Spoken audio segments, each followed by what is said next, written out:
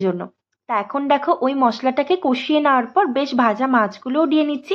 আর হ্যাঁ, পরিমাণ মতো কিন্তু তোমরা নুনটা দিতে অবশ্যই ভুলো না।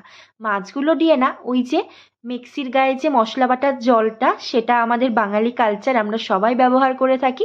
আর সেটা কিন্তু এবারে মাছের উপরে দিয়ে দিলাম।